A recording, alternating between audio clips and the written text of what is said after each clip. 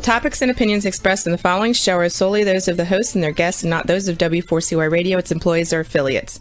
We make no recommendations or endorsements for radio show programs, services, or products mentioned on air or on our web. No liability, explicit or implied, shall be extended to W4CY Radio or its employees or affiliates.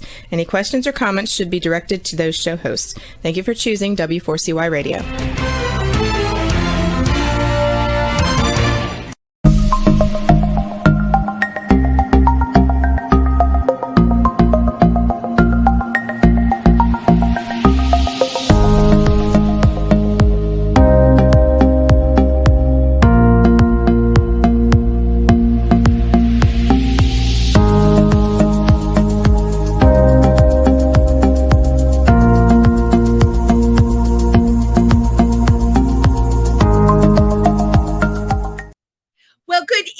Everybody, happy Wednesday and welcome to Triversity Talk. I'm Wendy Stewart and I am just back from 9 days in Alaska. Let me just tell you something. I haven't had a vacay in over 3 years, so you can only imagine how fabulous it was for me to go there and be in Anchorage where I saw so many rainbow flags. Who knew, right? Anchorage has a huge LGBTQ plus community. Even with 16 hours of darkness for at least 7 months out of the year, I think I got that right, they managed to have their rainbow flags fly.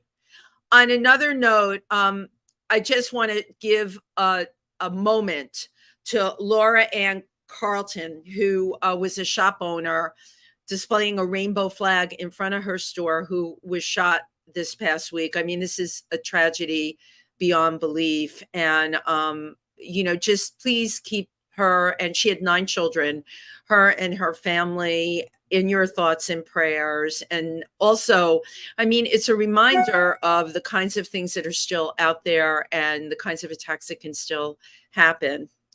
So this Friday night, I'm very excited. I am going to be at the Fringe Festival in Jersey City Pride at the Hudson Hound. And ironically enough, I swear to you, I booked this guest not even knowing that we were going to be in this show together. How weird is that? I first saw our guest tonight, who is queer Puerto Rican and got a voice like nobody's business. First saw him at a show called Freak Out at Stonewall, produced by Chauncey Dandridge.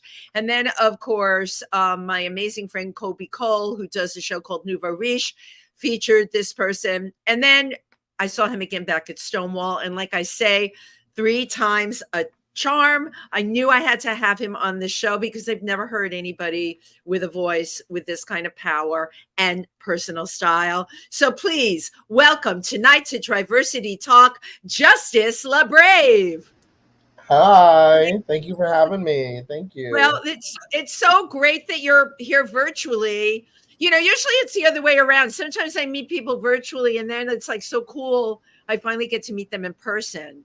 With you, it's just the opposite. It's like 3 times in person. And then when I got the flyer for Jersey City Pride, we're in the show together Friday night. Yes. Oh, I'm so excited. Oh, my goodness. It's going to be awesome. Well, I am so excited. And for anybody that's listening, this show is very accessible because we know how people just get kind of lazy about going to things. But it is only Hudson. What is it called? Hudson Hound is one block from the PATH train. That is the Grove Street stop. So it couldn't get any easier. And a shout out, of course, to our producer and performer and amazing designer, Evan Lawrence, who we all adore, for making this all happen. You know, I've worked with Evan a number of times and Evan's just great. So we hope we see your faces there. If you need information about the show, you can easily find me on Facebook because everybody does, including the trolls. And this is so true. But you can, message me and say, hey, can I have the reservation number? But it's called Hudson Hound. And the show is from 7 to 9. And Evan is suggesting reservations. So there you go. So, Justice. Yes. Welcome to the show. So, you're a New York person. You're born and raised, yeah? Yeah, Brooklyn bred. My parents are from Puerto Rico, and they both met here in Brooklyn. So they met here. Cool. Yeah, and it's kind of been a whirlwind of the last couple years being here in New York, but I wouldn't have it any other way. Well, New yeah, York. but New York, you're certainly suited for New York. I mean, like maybe you could do LA, you could do New York, but like where else? Listen to me. Where else are you going to go? That's how I feel. I'm like, oh, I love LA, it's great, but no place like home. Right, right. Because there's a vibe here. Although the show is called Triversity Talk.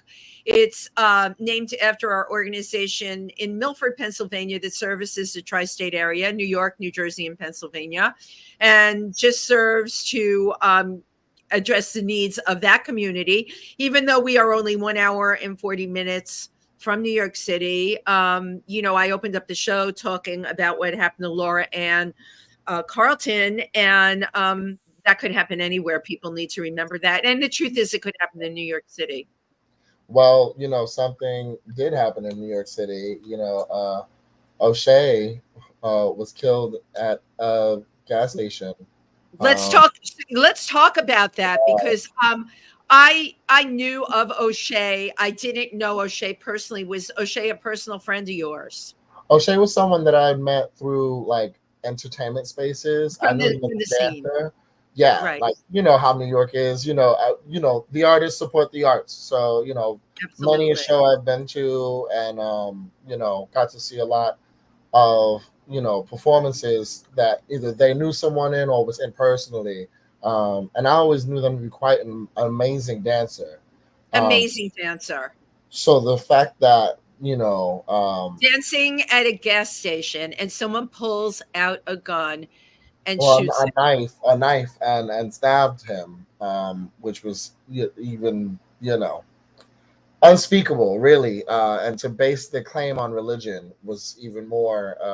Right, but we know the fact that somebody, here's this whole thing with religion and everything. I don't buy this for 1 minute. There's Yeah, a whole wackadoodle breed that's been unleashed, and we know this, and they have guns, and they will just randomly eliminate somebody because they don't like their sexuality or what they perceive their sexuality. He was dancing at a gas station. Who right. shoots somebody for being gay? Right? Yeah, yeah. It's absurd to think that in 2023, this is what we're dealing with. Right. But unfortunately, it's still very much a prevalent issue. And thinking about the violence that even trans people deal with daily, that's still not being talked about. Consistently. Yes. Yeah, yeah, I've had a lot of speakers on this show. Melissa Sclaro, trans people that are involved with addressing this in the movement, that are also addressing this from a political level. Because at the end of the day, I really think that that's where it's going to count.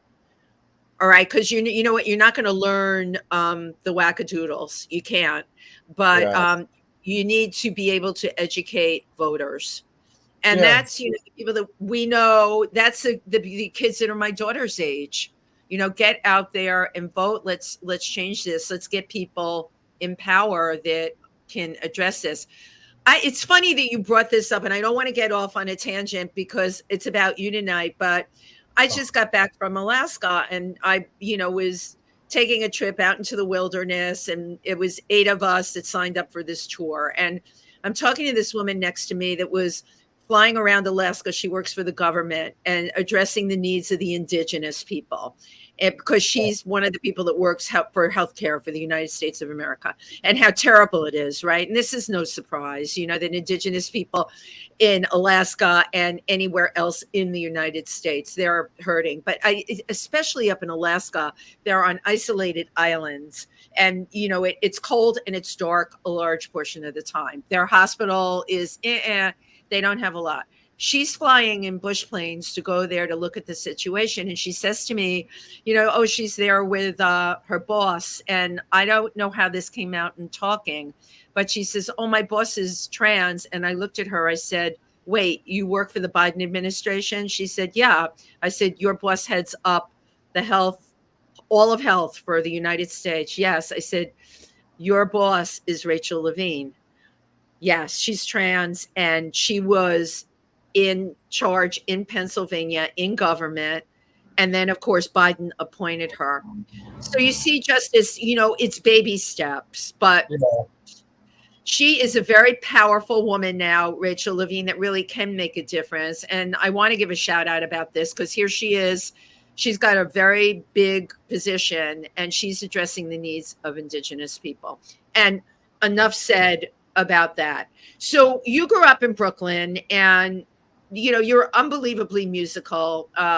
You move, your voice, everything. Do you come from a family of people that can sing, or were you the only one that got the gene? oh well, my mom was a singer and was a backup singer in a salsa band in the '80s, Okay, and now my father was a percussionist in a salsa band, and he used to play on the boardwalk pretty famously in the community. Every summer, they play every Sunday on the just as boardwalk. you're the double threat. You are you got it from both ends. Oh How yeah, oh yeah. how Um, very, very cool. So were you, as like a young kid, were you already performing? my mom has a running joke in like the family, and it kind of stems from when I was a baby. It must have been like 2 o'clock in the morning. I was about 24 months at the time. And I stood up in my crib and just started vocalizing, just not no Stop. not just going off. And my mom said I sang for about 15 minutes, laid down, and went to sleep. So something in my soul as a baby told me to get up and sing a tune. And since You then know I what I have, say? You come out of the womb that way. It's not something I mean, there are people that come into their own later in life, but of I course. find an awful lot of performers that I run into, like with no formal training, like you may have, right? But I run into ones with no formal training that are just like, hey, did you come out of the womb like that? I mean, it's really incredible. So your parents knew they had this gifted musical kid early on in the game. Yeah, I would say so. And my brother himself is a great songwriter, and he's done a lot of work in music as well. So he and I, we don't often collaborate, but there's still time. Yeah, Well, yeah, life is long and your brothers. So yeah, and you grew up in the same house, so that would be a very cool collaboration, I think. So you grew up in Brooklyn. What was your life like growing up in Brooklyn? not too bad. Raised at a certain point, my parents split up. My father went back to Puerto Rico to settle some family affairs, and during that time, they split completely. But it ended up being good for my mom. My mom was a single parent, but at the same time, a very hardworking woman.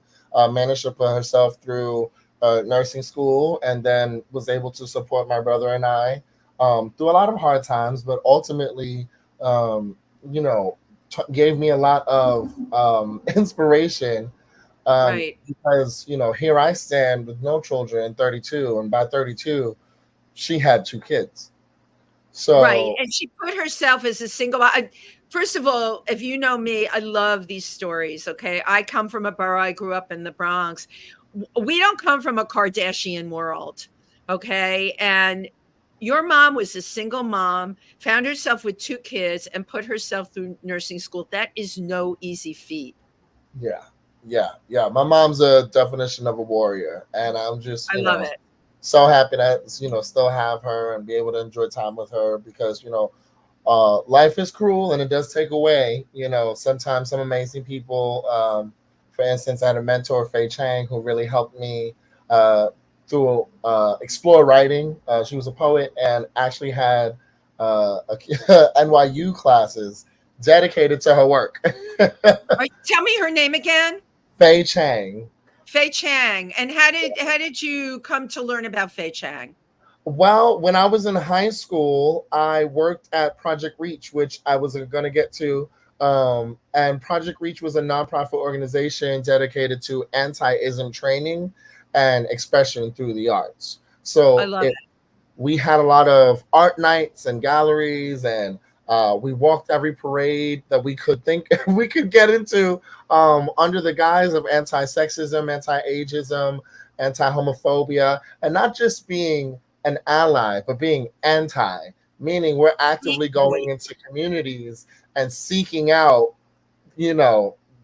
almost the culprit, and really just, through de-escalation and workshops, helping people to understand how they can progress and be better to community.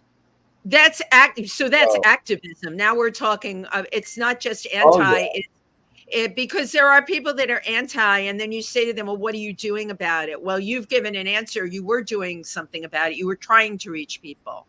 Absolutely. And with Project Reach, we had a network that spanned across all 5 boroughs. I did workshops myself as a teenager in the Utrecht High School, Automotive High School in Brooklyn, or Bronx Science. We did. I know all these schools. I went to Walton High School. Did you ever go to Walton High School and do that? Oh yeah. Okay, we did. If I remember, we worked with the student government, and we did one of our boat exercises, was help people basically delabel and relinquish labels, and it's a really fun exercise. Labels. Wow. Yeah. Just so that you can find yourself. A lot of people in high school, or even during that developmental time, find comfort in groups, and sometimes premature wouldn't say premature expiration. I would say other people's expectations of what your self-expression might be. The boat exercise helps you relinquish that. You can be whoever you are. We are multifaceted people from a plethora of backgrounds. Exactly, and it's okay. It's okay to be multifaceted. Absolutely. See, at that age, you're questioning, you're not always sure. You may or may not have a good relationship with your parents. Your sexuality can be a huge question. And to have the reinforcement of, it was called Project Reach, right? Yeah, Project Reach NYC. Does it still exist? Yes. Project Reach NYC still exists. Right now, they are working under the umbrella of CPC, the Chinese American Planning Council. So they work right now out in Chinatown, and their base is out there in Chinatown right now, but they work across all 5 boroughs. They actually worked with SUNY New Paltz recently, which was great too. A shout out to Project Reach. I mean, for doing the good work that they're doing. So you went to Edward R. Murrow High School. Yes, I did, and I loved every bit of it. Went there as well. She's a few years older than you, but I'm pretty sure she went to Murrow. My husband's from Brooklyn as well, so we're fond of Brooklyn in our household. That's awesome. Yeah, no, I loved every minute of it. Graduated as president of the school and prom king. Okay, wait, that's huge. So, raised by a single mom, graduated president in the graduating class, and you still found the time to work with Project Reach and do all of that. So, wow, you are a mover and shaker.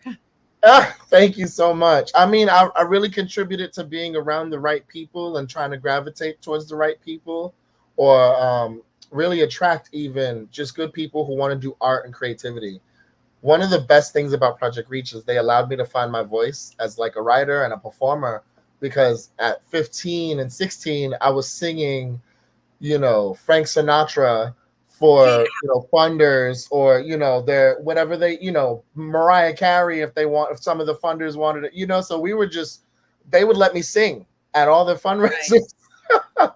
So that's kind of how it started for me in terms of like my trajectory into music with Project Reach, and also being at Edward R. Murrow and being trained as a singer there, which was also you had it's interesting because you had complete support.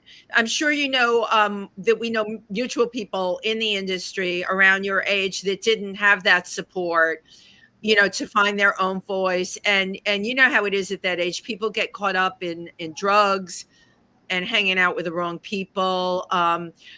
Obviously, no wonder you're LaBrave, because you have a very strong sense of who you are, a very strong sense of self, and you've allowed your creativity to just carry yourself through, which is great. Thank you so much. I really appreciate that. Like, it's making the right choices, which, I can't sit here and judge anybody. It's part of growing up. You don't always make the right choices, but from what I'm hearing from you, you did make those right choices, and you also had a lot of support, which is really great. Oh yeah. I'm very fortunate. I'm not blind to Yeah. that. I'm very fortunate, very grateful. One of the things that I am able to take with me and like pass on to like my nieces and nephews, because I don't have any children, but it's just like I just want to inspire them to follow their heart and be as good to humankind as can be, because Right. so many people are already cruel and have decided cruelty is going to be their motive of transportation. But for That is me, well put. They're going to ride that cruelty bus. Right. right, and try to get as many people on it, but There you and go. and for me, it's about leading with your best self. And Yeah. if you can't lead with your best self, it's okay to take time off. And there were times where, for instance, after high school, when I was graduating college and going through my coming out process, I left my house. I was 19 and I didn't know how to tell my mom that I was gay. Wow. So I just packed up my bags, and after a pretty awful outing that my brother did, uh, So I your just brother left. outed you. Yeah, and it kind of culminated in this really bad morning when, and I remember I had class. I was a freshman in college, and You went to CUNY. You were at City College. yeah, City and then Hunter College. I graduated Right. from Me Hunter. too. Lehman Yeah. College for a year. Look at that, And CUNY. SUNY Binghamton. But how distracting for you. You're starting out in City College or Hunter College, and your brother outs you and your mom flips out. And obviously I can tell you have a close relationship with your mother. That's very, very hard to deal with. Yeah, it took a while for us to circle back and like rebuild. What was really eye opening was at the time, uh, it was really big news that a college student had unfortunately taken their own life because they were outed. And my mom called me frantic. I know who that is. Yeah, well, I was 19. It was What's the 2000. film about? Yeah, Um, Tyler something. Clemente. Yeah, yeah. I'm with the Imperial Court. We raise money. I've met Tyler's mom many times. We raise money for that organization all the time. His mom is absolutely amazing, wonderful human being. And Justice, when that happened, my husband ended up making a documentary film about Rainbow Ending. And we opened up the film with the headlines about Tyler Clemente. That had to really hit you. Yeah, yeah, and yeah, it that was one of the things that touched my mom and kind of had her come full circle and like running Good. back to me. Yeah. And she called me and was like, "I love you. I always love Aw. you." And we had a really healing, joining moment. And we've been building, and we're great. Now that's my best friend. But like every good relationship, you go through growing pains. Absolutely. Yeah, when you're strong enough to make it out the other side of that, that's when you have a special bond. And of course that's my mom, but at the same Right. And time, of course, your mom said, hey, this is my kid. And it just, it ends there. yeah, Although I have found lately people in your generation have more of those stories with happy endings than the ones in my generation where like 15 years went by or yeah, 20 till they could reconciliate with their parents. And I do know of some people that were never able to reconciliate with their parents, even when marriage equality came along and they found their other person to marry and they couldn't reconciliate. That's really awful. yeah, You go through that with that. It's heavy on your heart. You know what I'm saying? absolutely, absolutely. So I'm I've glad that you were able to come back together. How much of that do you think influenced like where you went with your music? a ton of it. A ton of it. The song Strangers even is written about, really having a tough argument with someone that you love dearly, and that maybe they crossed the line, or maybe they, Right. disregarded something that you hold dear, or divulged a secret, or divulged some information in the heat of the moment. Right. Strangers is about that moment where you're like, wait, I love you, and I know something's wrong because you're doing this, whatever this Right. is. I know something's wrong. So It's just great that you're able to articulate your feelings in your music like that. oh, absolutely, yeah. It's again, I'm very thankful to my mentors because I learned how to write and how to trust my writing at a young age. Yeah. And be confident. Well, we have the video and we're dying to show it. So Oh yeah. here, yes, absolutely. Here we go. And thank you.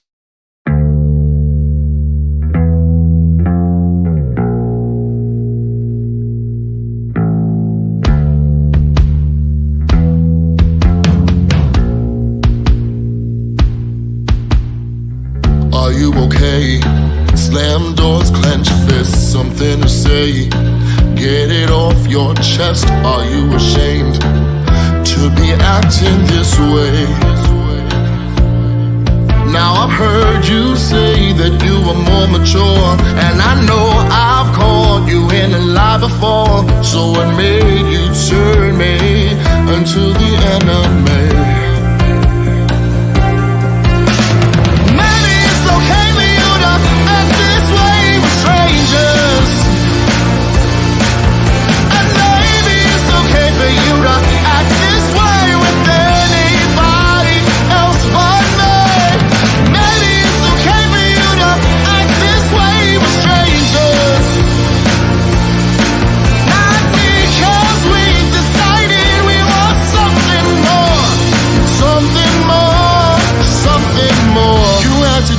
Between you and the truth, who would have thought you'd be the one who lose? How pitiful that I can recognize you.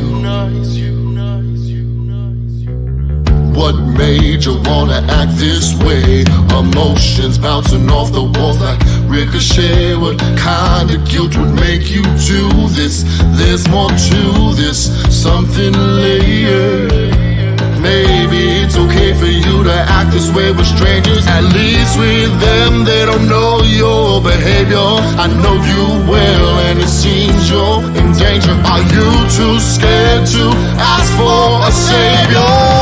It's okay for you to act this way with strangers.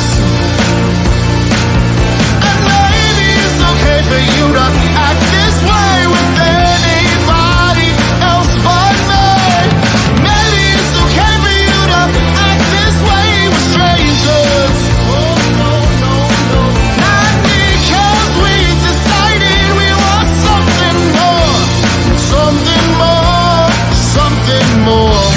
Choose between you and the truth. Who would have thought you'd be the one who lose? How pitiful that I don't even know who you are. Know who you are. Cause you're packing your bags and not saying a word, when just 5 minutes ago you were just spewing out verbs. How you saying you're leaving, but you know I ain't going? Are you only upset cause you're the last person to know that maybe it's okay for you to act this way with strangers? And maybe it's okay for you to act this way with anybody else but me. Maybe it's okay for you to act this way with strangers. Maybe it's okay for you to act this way with anybody else but me.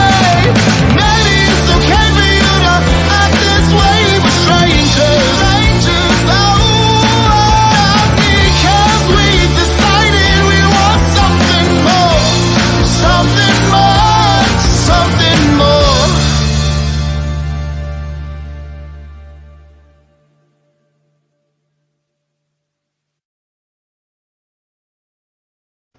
Wow. That's some powerful voice and some powerful lyrics. Thank you so much. Thank you. And the backstory. I love that we had the backstory. You know, often I'll play a clip or a video. I don't have the backstory. We'll talk about it after. But everything that you talked about leading up is really, it all comes out in that song.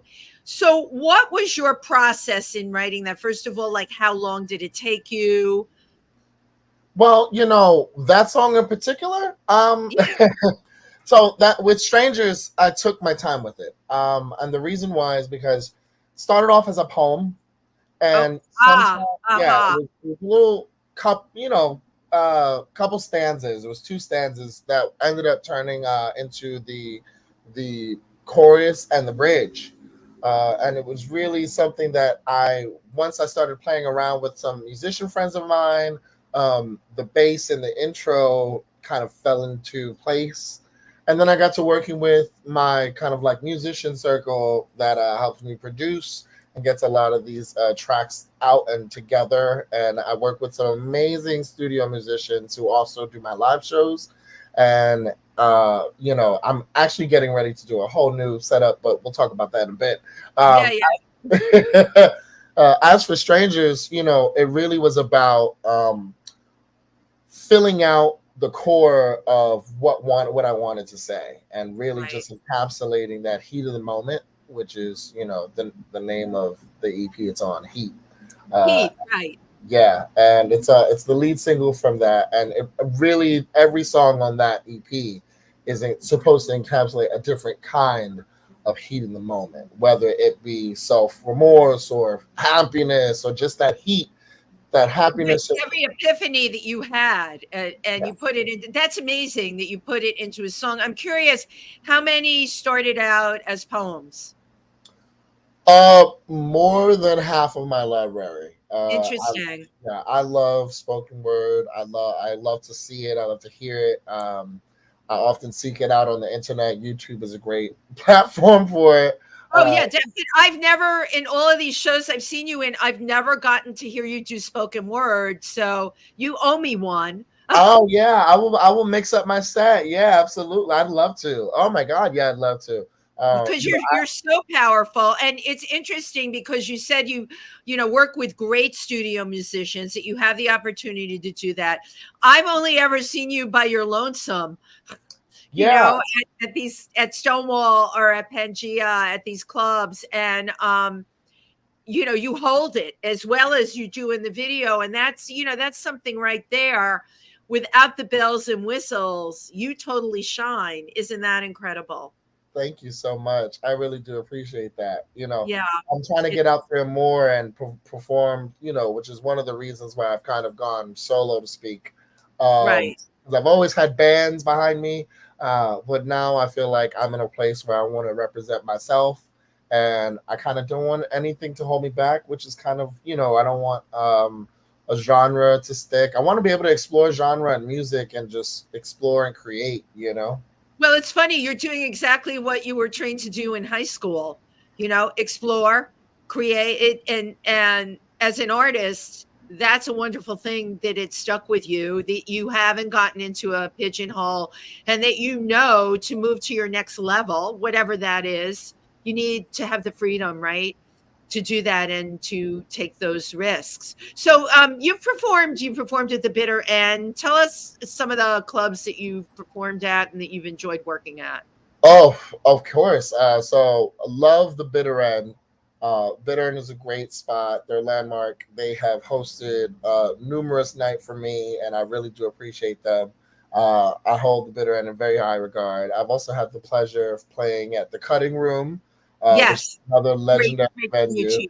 Yeah. When I was 24, my very first band, Mad for Justice, a play on words, we released an EP called The Love, and we headlined at the Cutting Room, and that was a big premiere party for us. We had a great time, and And you were 24. Was that like your first like real gig? yeah, that was my first. Oh, that had to be super exciting. Oh yeah, we had record execs there. That was our big premiere. That was our big night at the Cutting Room. Sony had hosted us. Thank you again, Sony. Thank you, Sony. Yeah, it was a great time, and from there, I just got the bug in terms of doing it professionally and wanting to perform my own music. I was just Of like, course. man, yeah. So how does one, because I still don't get this whole music thing, because you're like major, and I met you through Kobe Cole, who's major. I know all these major singers, they just don't sound like anyone else. How does one get a record deal and get promoted and do all of that? I know everybody is like on Spotify, but where do you go from there? I'm asking as a person who doesn't know, and I'm sure a lot of people who are watching don't know either. I mean, yeah, it's very hard to break into the biz. A lot of it is actually, I'd say 80% of it is putting yourself out there and literally shaking hands. Like, Yeah. I don't mean to sound like, just get up, like go to a major city and try to, no, it's not always that. Start local, right? If you're trying to get noticed and you're trying to get onto a local circuit, maybe attend some of the events that you're trying to book as an attendee. Start to know the people who go. Start to You're smart. yourself to people who are maybe behind the bar. You see someone running sound, give them your card. Let them know you also do music. Yeah. You never know who's willing to reach out to you, and you also never know who's willing to just put in a good word, right? Because a lot of the music industry is kind of like a favor for favor, but like if you're just as pure and when your attention when you approach people, like that can be respected. You know what I mean? Like even when you and I met, right? We met at Stonewall and it was a great turnout. Shout out to turnout. And always a fun kind of like myriad of people, right? Like I love completely supportive, by the way, completely supportive. Absolutely. So for me, as as a performer, I definitely want to get out there. I want to meet people. I want to shake hands. I'm glad we met. For me, it's like I'm such an introvert because of my writing style. I really do hide out with my instruments. See, this kind of stuff really blows me. You're an introvert. I interviewed Margot Channing this afternoon on If These Walls Could Talk. Drag art. Margot. Everyone knows Margot. So introverted in Margot's regular life. This kind of stuff blows me away because I would never, ever, ever have figured that from you, because you just explode on it's funny, the people that end up exploding on stage are often in their real life they're introverted. How does that work? Well, for me, I know it's kind of like a battery charge. I get that. When I'm out, I'm plugged in. I've got to spend some energy out, and it's not bad. It's not that I don't want to talk to people. It's just sometimes I don't know how to initiate a conversation, or I'm just completely engulfed in my own creative thought, or even some problems that I'm going through. So for me, I try to socialize when it's best for me, when I feel like my cup runneth over.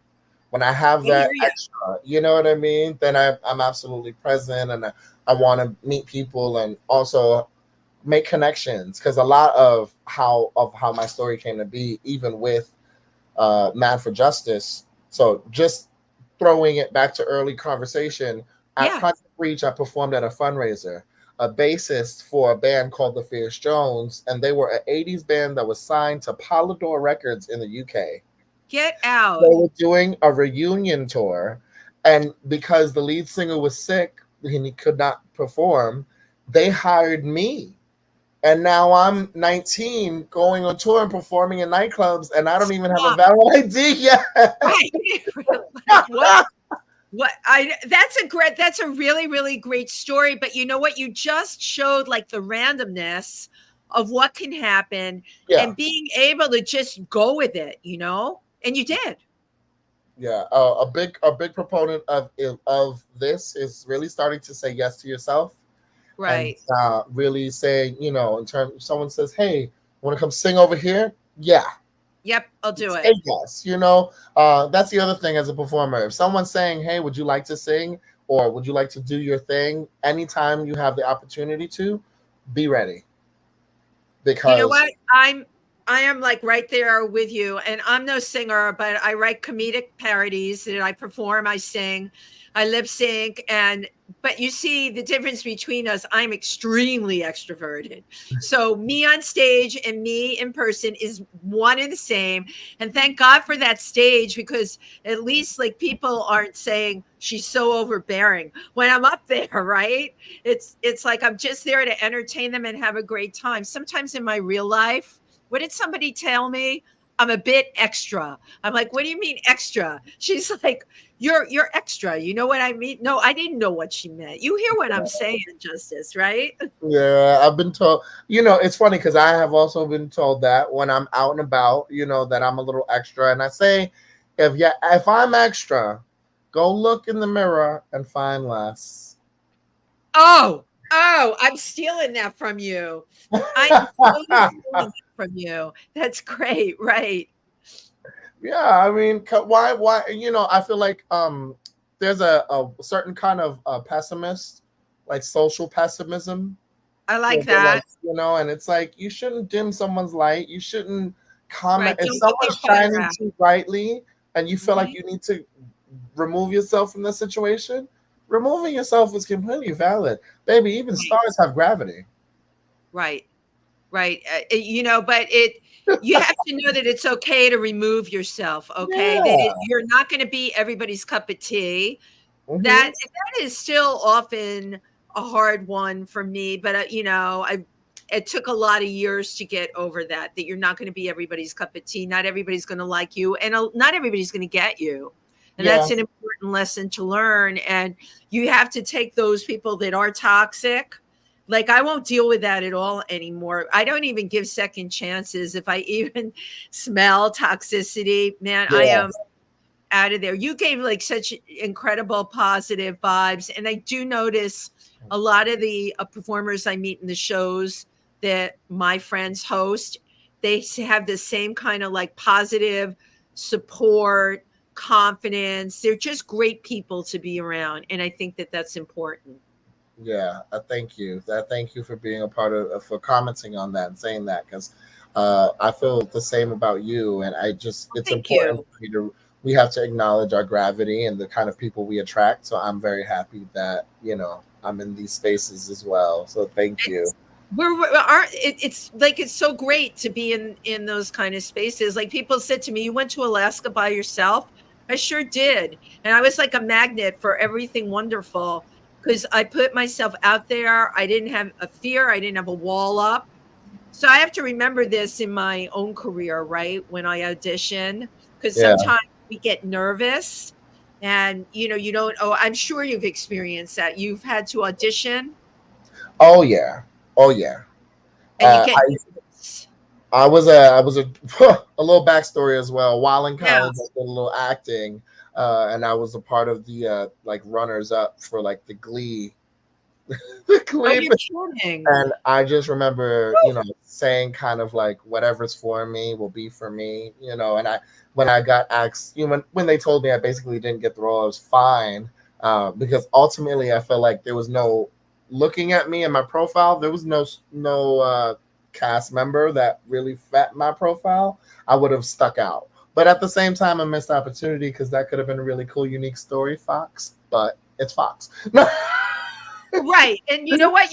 It came out of your mouth before it came out of mine because that's exactly where I was going. And okay, you brought up something that Tim Moss and I talk about all the time. You stuck out a little too much. Like for me, if I were casting something, I would want that person with it can't all, in life, we can't have everybody blending with everybody else. Life isn't like that. And sometimes if you have everyone on one level, it can't hurt to have someone that's on a different level than them. It makes the show interesting. Absolutely, variety is the spice of life. I am so there with you. But as you said, it's Fox. Enough said. Yeah, exactly. At that point, I feel like I may have dodged them. You know what I mean? You know what? I believe in life, you get what you get as long as you keep putting yourself out there. So like what's coming up for you? Where are you off to next? Oh, I'm so glad you asked. I have a couple things coming up. Well, we have Fringe Fest this Friday out in Jersey City, Hudson House. Yes. Oh Shout my out God, I hope I don't have to go on after you. No, but I always tell everybody I can't sing. Thank you for listening. It's okay. I'm cool. I'm down with that.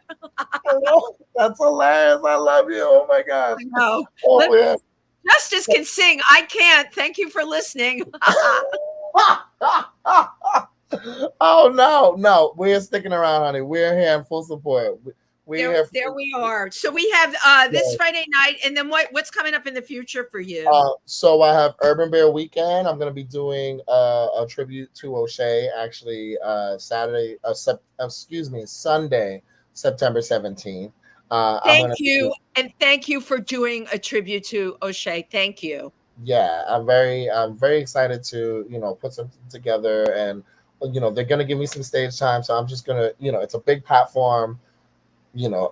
Probably like 1,500 people usually come out to like Urban Bear Weekend Music Fest. Where is Urban Bear Weekend? Chauncey always tells me. So it's going to be downtown in the East Village this year. So I know that they've changed blocks, but that information is going to be coming soon. Please stay tuned in terms of like Instagram or Facebook if you're watching. At Justice LaBrave. Yes, Justice, can you also text me about Urban Bear Weekend so I can put it on my calendar when you have an idea when you're going on? Because I would definitely, especially because you're doing this tribute, I would really like to be there. Definitely. I'll definitely let you know. I'll let you know my set time.